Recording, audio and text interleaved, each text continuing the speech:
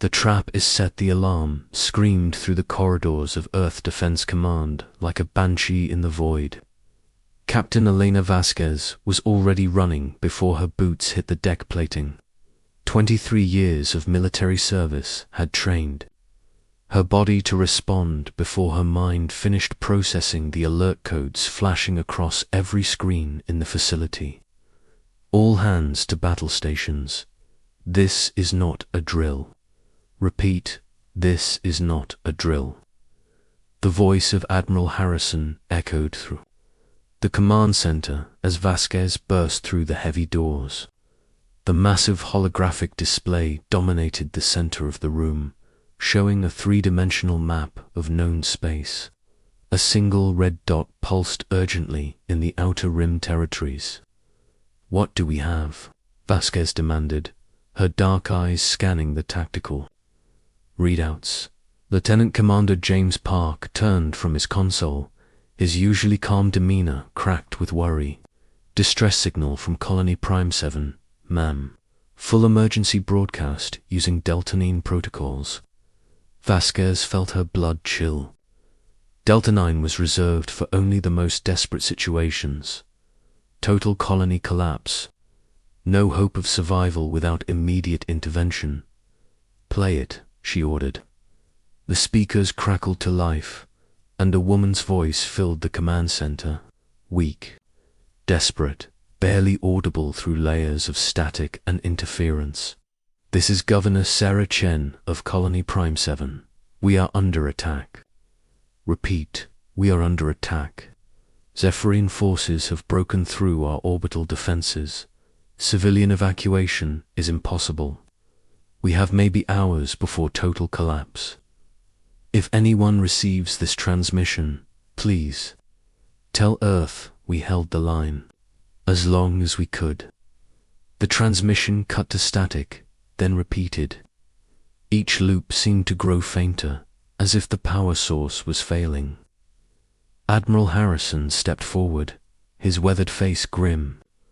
"Prime 7 houses 40,000 civilians, including 3,000 children. It's one of our most remote agricultural colonies." Vasquez studied the tactical display. Prime 7 sat on the edge of human space, dangerously close to Zephyrian territory. The insectoid aliens had been testing human borders for months, probing for weaknesses. "Time to target," she asked. 18 hours at maximum burn with Task Force Hammer, Park replied. "The Thunderbolt, Defiance, and Retribution are already prepped for immediate departure." Vasquez nodded. Task Force Hammer was Earth's rapid response fleet, 3 of humanity's most advanced destroyers, crewed by the best officers the Defense Force could produce. If anyone could reach Prime 7 in time, it was them. Signaled the fleet. "Launch in 30 minutes. Full combat loadout, ma'am." Park hesitated. "Long-range sensors aren't picking up any Zephyrian fleet movements in that sector." "They wouldn't be," Harrison interjected.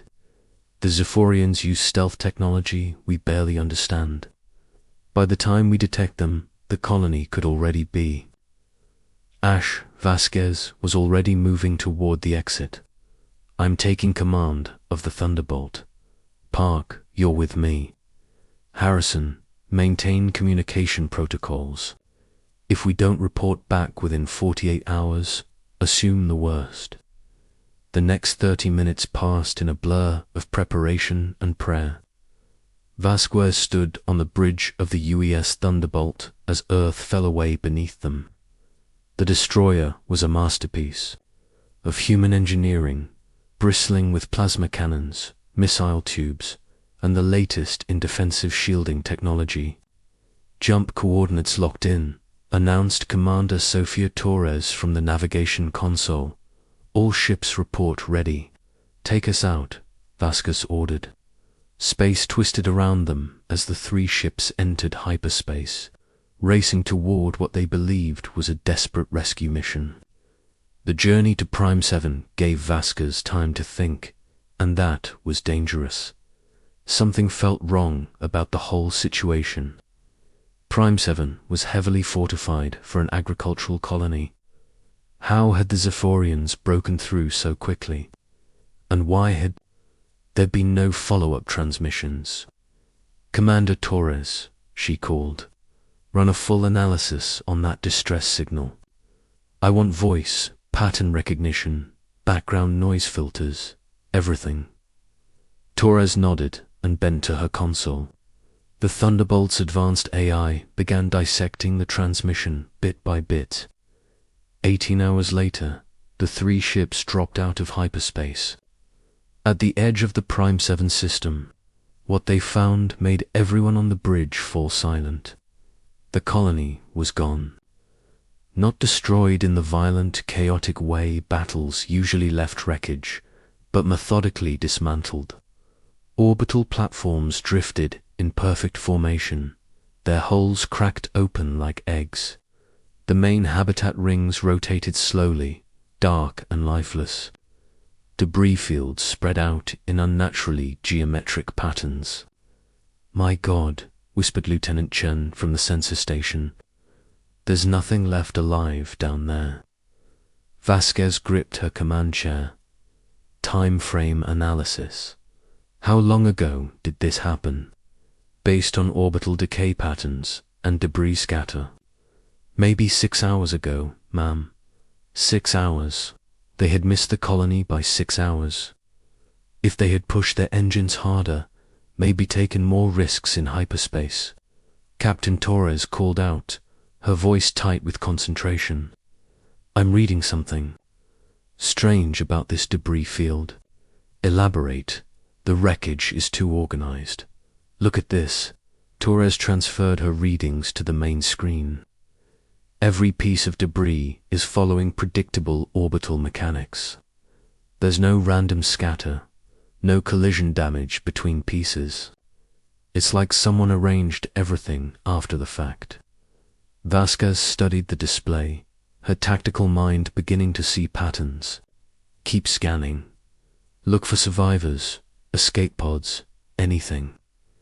For the next 3 hours, the task force combed through the wreckage. They found the shattered remains of defensive platforms, the twisted metal of habitat modules, even personal belongings, floating in the void, but they found no bodies, no biological matter at all. "It's like everyone just vanished," Park muttered. That was when Torres made the discovery that changed everything. "Captain, I've finished analyzing the distress signal. You need to hear this." Vasquez joined Torres at her station. The commander's face was pale with realization. The voice pattern analysis came back positive for Governor Sarah Chen. Perfect match to her vocal patterns. Cadence, even her stress. Responses, good. At least we know it was authentic. "Ma'am, that's just it. It wasn't." Torres pulled up a second waveform on her screen. "This is Governor Chen's voice pattern from the transmission. And this is Governor Chen's voice pattern from her last official communication 6 months ago." The 2 waveforms were identical, not similar. Identical, down to microscopic fluctuations. "That's impossible," Vasquez breathed. "No 2 voice recordings are ever perfectly identical. There's always some variation in background noise, breathing patterns, vocal stress. Unless," Torres said grimly, "someone built the transmission from archived recordings. Look at this." She highlighted sections of the distress call. Every word, every pause, every breath can be found in Governor Chun's previous communications. Someone took her old recordings and reconstructed them into a distress call. The implications hit Vasquez like a physical blow. It's fake. The whole thing is fake. "Ma'am," Chen called from sensors, his voice urgent. "I'm picking up energy signatures. Multiple contacts, bearing 27 Mark IV. They're decloaking." The main screen filled with the sleek chitinous shapes of Zephyrian warships. Dozens of them, surrounding the human task force in a perfect sphere. Their dark hulls gleamed with an oily iridescence, and weapon ports began to glow with charging energy. Red alert. All hands to battle stations, Vasquez commanded, but she knew. It was too late. They had walked straight into a trap. A new voice filled the bridge, translated from the clicking, chittering language of the Zephyrians. It was cold, calculating, utterly alien. Human vessels, you will surrender immediately. Lower your shields and prepare to be boarded. Resistance will result in your destruction. Vasquez looked around her bridge at the faces of her crew. Young men and women who had signed up to protect humanity, now facing death in the cold vacuum of space because someone had used their compassion against them. Captain, Park whispered. Orders. Elena Vasquez had spent her entire adult life preparing for this moment. Not this exact situation, but the moment when everything depended on her decision. When the lives of her crew and the honor of humanity itself hung in the balance. She had been taught that sometimes retreat was the better part of valor, that living to fight another day was worth more than a glorious death. But as she stared at the Zevirian fleet surrounding them, all she could think about was the fake distress call. Someone had taken the voice of a human governor, a woman trying to protect her people, and turned it into bait for a trap. That was unforgivable. Open a channel to the Zephyrian commander, she ordered. The main screen shifted to show a Zephyrian bridge. The alien commander was a towering insectoid creature with 4 arms and compound eyes that reflected the light like black diamonds. When it spoke, its mandibles clicked in what might have been amusement. I am Fleet Admiral Kethva of the Zephyrian Empire. You have fallen for our deception, humans. Your emotional weakness makes you predictable. Surrender now, and we may. Allow some of your crew to live as specimens. Vasquez stood slowly, her hand resting on the plasma pistol at her hip. When she spoke, her voice carried the weight of every human who had ever faced impossible odds and refused to yield. I am Captain Elena Vasquez of the United Earth Forces, and I have a message for you, Admiral. You made one critical mistake in your clever little trap. Kethva's mandibles clicked faster. And what mistake is that, human? Vasquez smiled, and it was not a pleasant expression. You used our compassion against us. You faked a human distress call. That pisses us off. The alien commander's compound eyes seemed to glitter with confusion. Your anger is irrelevant. You are outnumbered 15-1. Maybe so, Vasquez replied. But you clearly don't understand. Humans very well. See, we have this thing about people who hurt our families. And when someone fakes the death cries of our people, she paused, her smile becoming absolutely feral. Well, that's when we stop being reasonable. She cut the transmission and turned to her crew. Every face on the bridge reflected the same cold determination she felt burning in her chest. All ships, this is Vasquez. They wanted to see what happens when you corner humans. Let's show them. Human fury unleashed. The silence that followed Captain Vasquez's declaration stretched across space like a held breath. On the bridges of the Defiance and Retribution, Captains Marcus Webb and Sarah Kim waited for orders. They had heard the transmission, seen the impossible odds arrayed against them. 15 Zephyrian warships against 3 human destroyers. In any rational military analysis, surrender would be the logical choice. But humanity had never been accused of being entirely rational. All ships, implement Protocol Wildfire, Vasquez commanded through the encrypted channel. Chief Martinez, how long do you need? From the Thunderbolt's engineering deck, the voice of Chief Engineer Rodriguez Martinez crackled through the calm. "Give me 10 minutes, Captain. Maybe 12 if they keep talking instead of shooting." On the Zephyrian flagship, Admiral Kethfer watched the human vessels with growing irritation. The 3 ships had not moved to surrender positions. Instead, they seemed to be repositioning themselves in some sort of defensive triangle formation.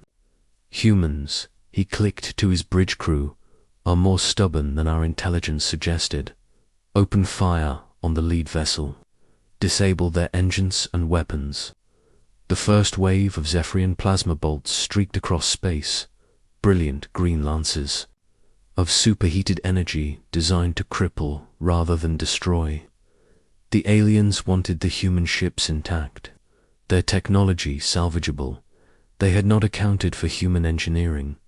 The Thunderbolt's shields flared as the enemy fire struck, but instead of absorbing the energy in the conventional manner, the ship's modified deflector grid did something unexpected.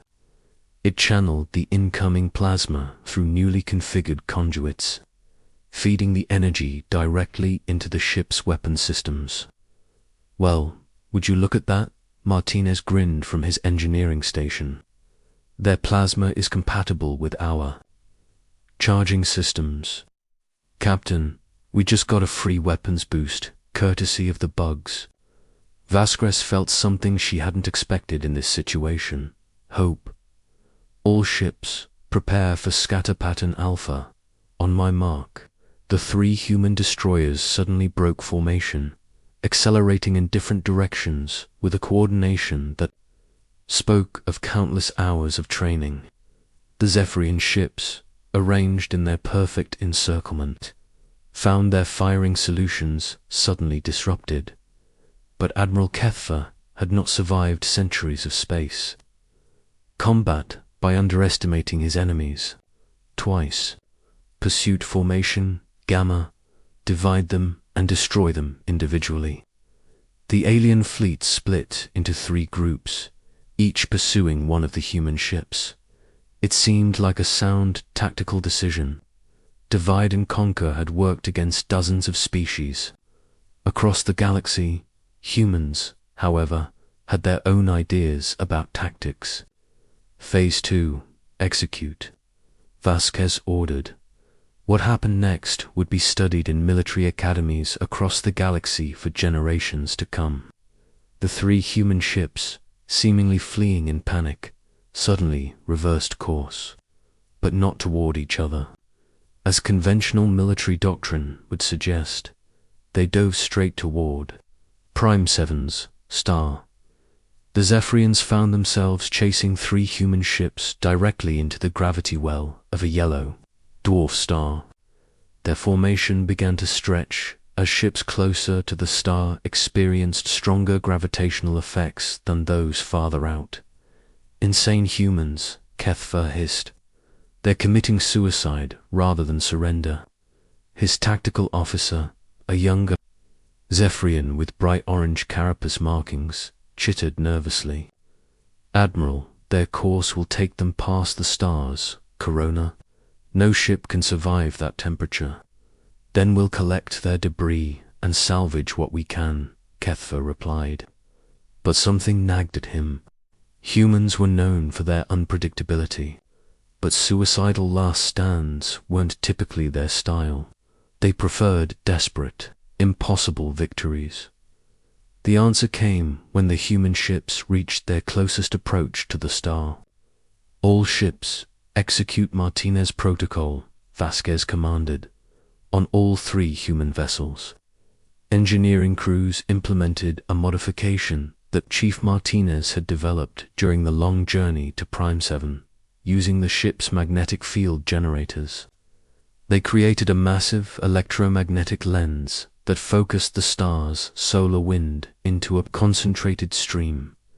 The effect was like turning the star itself into a weapon.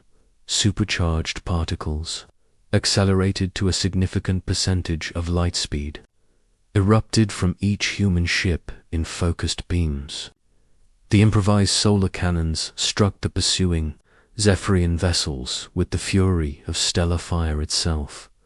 The first alien ship simply disintegrated.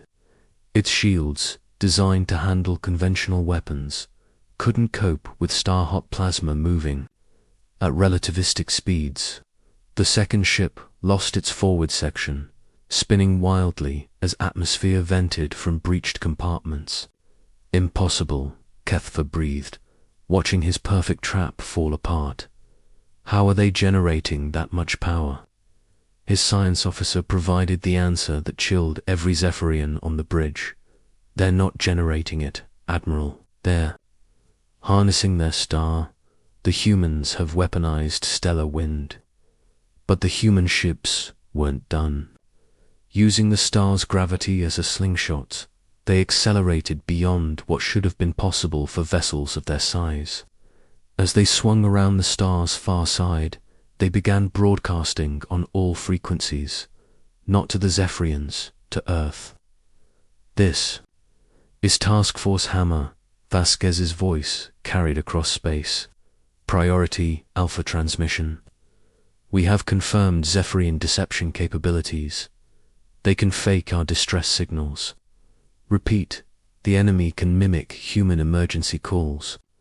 The transmission included full technical specifications of how the fake distress call had been constructed, detailed scans of the artificial debris field, and most importantly, the exact coordinates of Admiral Kethver's fleet. The Zephyrian admiral realized his mistake too late. In trying to trap the humans, he had revealed his fleet's position to Earth Defense Command, and humans, as he was learning, had very strong feelings about being deceived. "Sir," his communications officer reported, "with obvious fear, I'm detecting massive hyperspace distortions. Something big is coming." The space around Prime 7 began to ripple and tear as massive shapes emerged from hyperspace. Not just ships, but an entire battle group. The EU's Avenger, Earth's newest dreadnought, 6 heavy cruisers, 12 destroyers, and something else, something that made Admiral Kethver's compound eyes widen with genuine fear. The UES Retribution, Earth's prototype battleship, a vessel so large it was more mobile space station than ship, bristling with enough firepower to sterilize a continent. Admiral Harrison's voice boomed across all frequencies. "This is Earth Defense Command. You attacked our people. You used our voices against us. You thought our compassion was weakness." The human fleet arranged itself in perfect battle formation, surrounding the Zephyrian ships that had moments before been the hunters. "You were wrong," Harrison continued. "Surrender immediately, or learn why humans are considered the most dangerous species in the galaxy when we're truly angry." Kethver looked at his tactical display. His 15 ships now, reduced to 11 after the humans' solar wind attack, faced nearly 30 human vessels. The trap had become a slaughter, but even facing impossible odds, the Zephyrian admiral's pride wouldn't let him yield. "All ships, attack formation Delta. We die with honor." The space battle that followed lasted exactly 14 minutes. The Z fought with the desperate fury of warriors facing annihilation. Their plasma cannons lit up space with green fire. Their missiles streaked toward human targets in swarms, and their boarding pods attempted to carry the fight to the enemy directly. It wasn't enough. Human tactics had evolved through centuries of warfare against their own species. They understood deception, misdirection, and the art of turning an enemy's strength against them. More importantly, they had learned to fight as a unified force while maintaining individual initiative. The Thunderbolt, Defiance, and Retribution, their crews, now burning with righteous fury, led the assault. They had been deceived, trapped, and nearly killed by an enemy that used their own compassion against them. That was unforgivable. Captain Webb of the Defiance had his ship perform a maneuver that would later be called Webb's Gambit, a spiraling attack run that allowed his vessel to fire on 3 different enemy ships, while avoiding return fire through constant acceleration changes. Captain Kim of the Retribution demonstrated why human pilots were feared throughout the galaxy by threading her destroyer through a debris field at velocities that should have been suicidal. Emerging directly behind the Zephyrian flagship, and Captain Vasquez aboard the Thunderbolt did what humans did best. When pushed beyond their limits, she improvised. Martinez, she called to her chief engineer, "Can we reverse the polarity on the solar wind collectors?" "Captain, that would turn our own ship into a giant electromagnet. Any metal debris in the area would be pulled straight toward us." Vasquez's smile was pure predator. Perfect. The Thunderbolt became a magnet, pulling in shattered pieces of Zephyrian ships. But instead of letting the debris impact their hull, the ship's point defense systems vaporized each piece, creating a spectacular light show that looked like a star being born. More importantly, the electromagnetic field disrupted Zephyrian targeting systems. Their precision plasma weapons began firing wild, hitting empty space or, in some cases, other Zephyrian ships. Admiral Kethver watched his fleet dissolve around him. Ship after ship fell to human weapons, human tactics, human fury.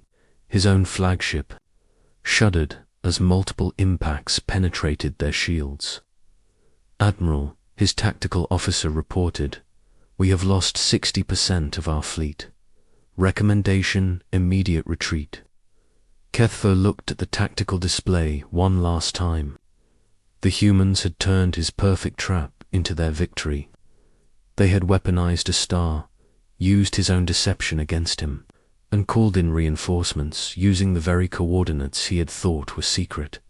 But perhaps most disturbing of all, they had fought with a cold, calculating fury that spoke of a species that did not forget insults.